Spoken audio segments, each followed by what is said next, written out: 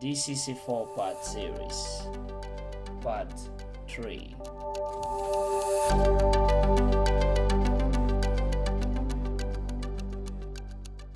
You don't compare people. You don't do that, especially people you love. Most people do that. They come with their past and blend it with the present, and they want everything to be okay. It's not going to be okay like that. Your past is your past.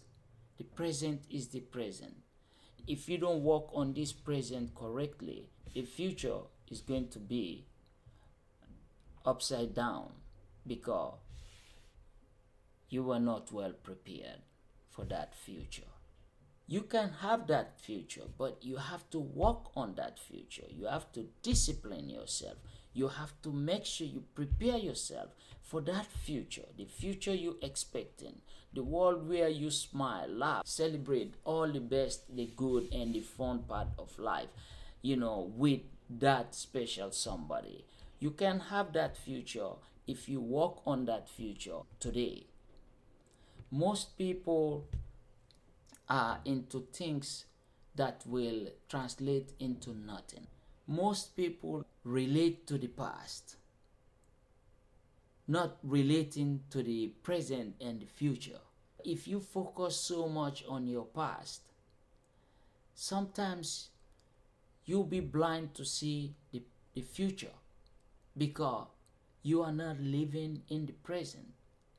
You are living in circle. You are here today, but everything you're thinking about is your past. It's like you're going back and coming, but you are not progressing. So these things are things that are important in relationship. Community is very important. It's good to have friends. It's good to go out and see people. But I'll tell you one thing. If your community is not working towards progress, if your community is not speaking the language of progress, you will know that. Nobody will tell you. Are you talking about plan where your children will be the next big things in whatever they are studying or want to be? Are you talking about how you can elevate your community? Your neighbors will know that you are here, you exist, and this is your contribution. Community is good, but what is your community purpose? This is the question you ask yourself when you are in community setting. If your community is not productive, someday in the future your kids will run away from you because you don't inspire them. Your kids will not want to be part of your setting. The language you speak is not the language they speak. Your kids want to be big. They want to be like explorers. They want to be powerful.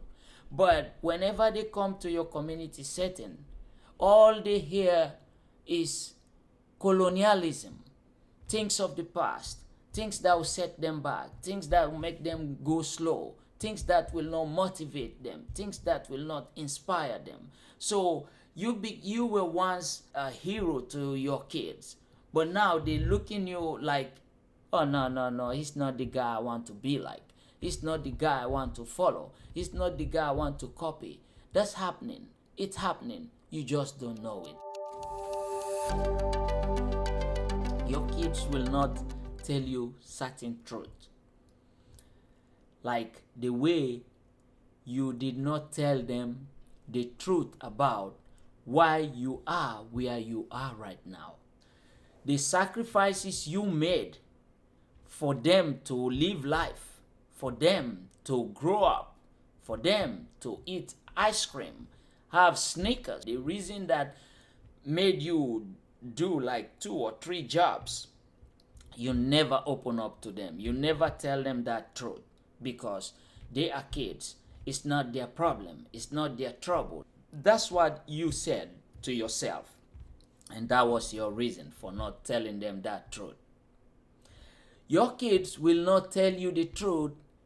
They are at that age where they know some truth will not go down well with you because they will hurt you. They don't want to be like you anymore. They don't want to follow your footsteps anymore. They don't want to, sit and like the 5 minutes you have together is not important anymore. It's not worth it because everything you talk about is not motivating them, it's not inspiring them. So this is the disconnect, and this is some of the things we should look for in our society and in our community setting. You can be part of the community, but you have to speak the language that the world is speaking right now. We have this new fight going on. It's called evolution. Evolution. You are part of it, but you just don't know it. Today, even my grandma, if I tell grandma to drop a iPhone or smartphone or tablet, she'll be like, "You've lost your mind." Even grandpa will tell you the same thing. "My iPhone is broken, man. I cannot live like this anymore."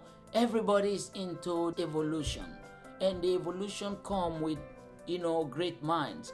So if you are with your kids, you have to speak their language. There is a time you tell them to do or be whatever you are thinking about, but there will come a time they will tell you what they want to be like. You have to encourage them. Allow them to open up to talk to you. Allow them to tell you some of the fact that they believe in. If you do that, your connection with your kids will be stronger. Your bond will be tight. Nobody can break it.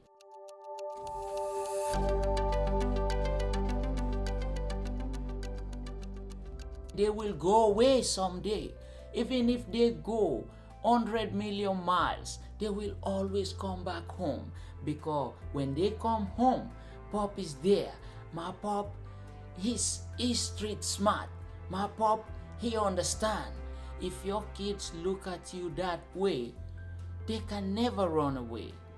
Don't tell me I love my son and daughter, I love my children, and you push them away, you don't allow them to grow. That's not the love we practice today. So my brothers and sisters, friends, whoever is out there listening, your children are your investment.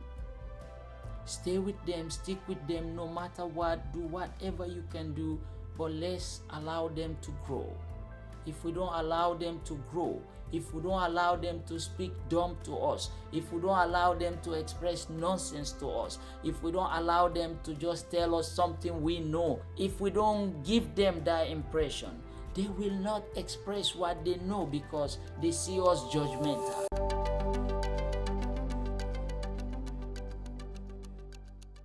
To be continued.